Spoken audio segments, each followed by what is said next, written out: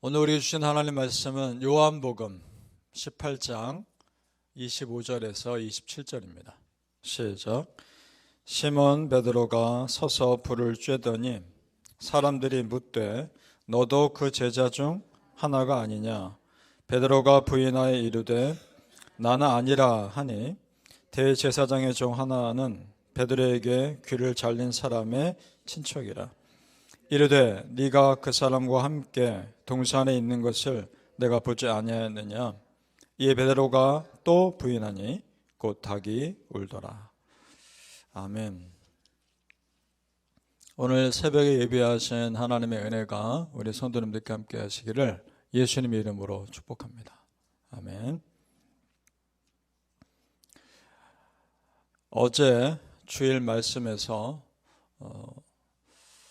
베드로가 가룟 유다처럼 세상 방식으로 예수님께 다가왔다고 보았습니다. 가룟 유다가 군대와 무기를 가지고 예수님께 온 것처럼, 예수님을 잡으러 온 것처럼 베드로는 오히려 또한 나름의 세상 방식인 칼을 가지고 그 사람들을 맞섰습니다. 겉으로 보기에는 베드로가 예수님을 지킨 것처럼 보이지만 예수님은 베드로 중심을 아시기 때문에 그에게 뭐라 하십니까? 칼을 칼집에 꽂으라 라고 말씀하십니다. 베드로가 결정적인 순간에 세상 방식인 칼을 쓴다면 예수님의 참 제자가 될 수 없다는 겁니다. 이것은 마치 가룟 유다가 세상 방식으로 예수님을 막을 수 없듯이 베드로도 세상 방식으로 복음을 전할 수 없다는 겁니다.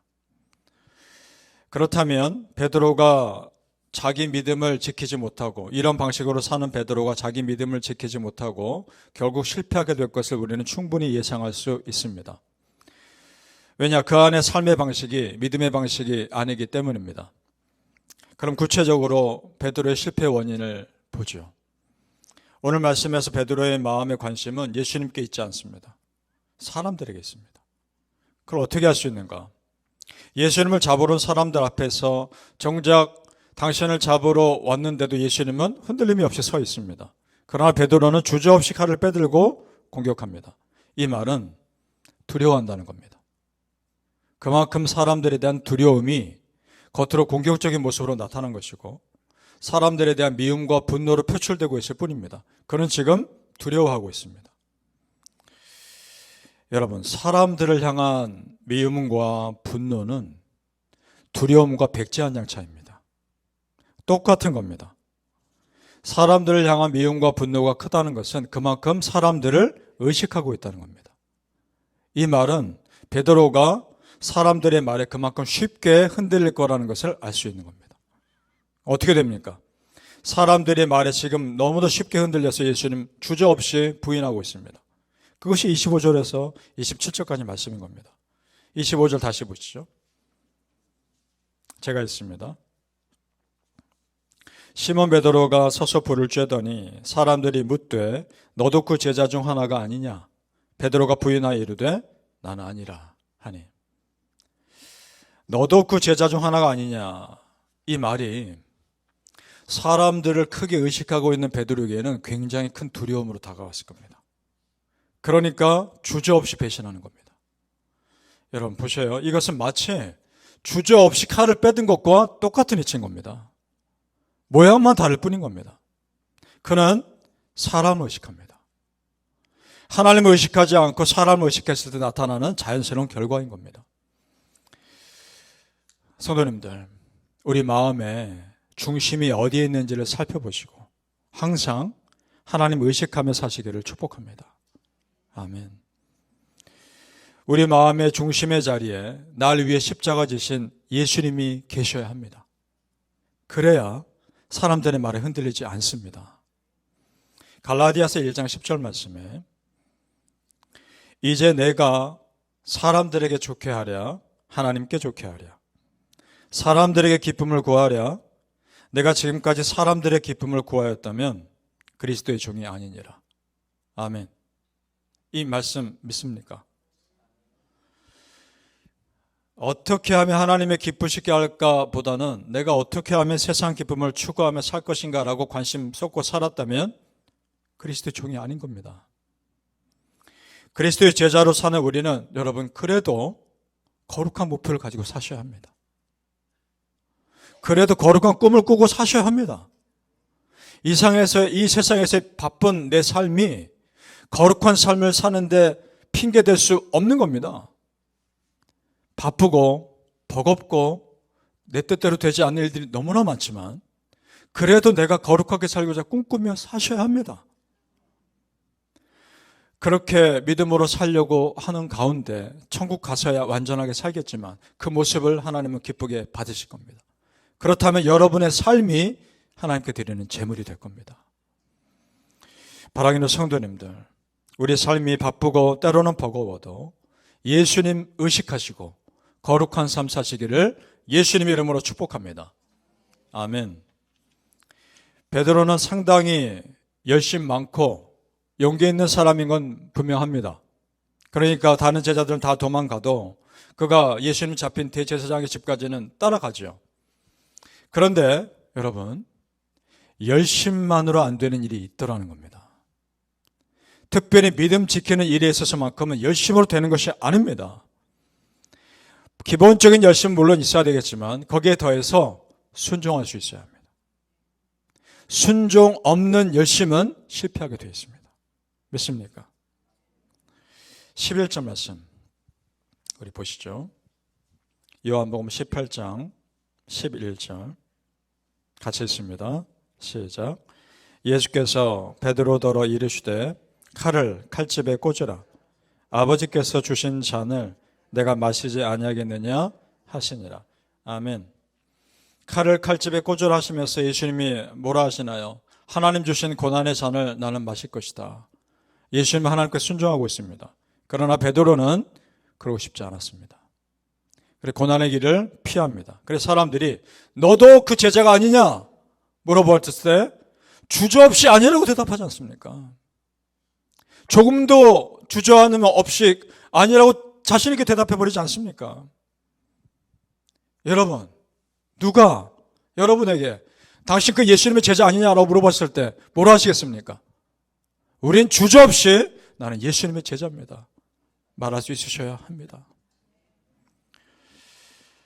대제사장이 예수님께 질문했을 때 예수님이 너무도 당당하셨습니다. 당당하게 다 대답하시니까 그 옆에 있던 아랫사람이 화가 났던 것 같습니다. 그래서 예수님을 뺨을 때립니다. 22절을 가보시죠. 22절입니다. 같이 읽습니다. 시작. 이 말씀을 하심에 곁에 섰던 아랫사람 하나가 손으로 예수를 쳐 이르되 네가 대제사장에게 이같이 대답하느냐 하니 그 사람이 손으로 예수님 뺨을 때렸겠죠. 여러분, 우리 예수님이 사람의 뺨을 맞을 뿐입니까? 아니지 않습니까? 마태복음 26장에는 더 구체적으로 기록됩니다. 마태복음 26장 67절에 이에 예수의 얼굴에 침 뱉으며 주먹으로 치고 어떤 사람은 손바닥으로 때리며 침 뱉고 주먹으로 치고 뺨을 때리고 예수님이 지금 그런 모욕을 당하고 계십니다. 그런데 베드로는 그런 사람들로부터 모욕당함이 두려워 예수님을 배신합니다. 그렇다면 베드로도 가룟 유다와 다를 바 없는 겁니다. 예수님을 통해 영광의 잔은 마시려 했지만 고난의 잔은 피했던 겁니다. 여러분, 우리 예수님과 함께 영광의 잔을 마시기 위해서 지금 우리의 삶에 주어진 고난의 잔 마실 수 있으셔야 합니다. 이때 누가복음에 보면 배신하고 있는 베드로를 예수님이 보십니다. 누가복음 22장 60절 62절에 잘 들어보십시오. 베드로가 이르되 이 사람아 나는 네가 하는 말을 알지 못하노라. 아직 말하고 있을 때 닭이 곧 울더라. 주께서 돌이켜 베드로를 보시니. 그러면 베드로도 예수님이 자기를 보고 있는 걸 본 겁니다. 예수님과 베드로의 눈이 마주친 겁니다.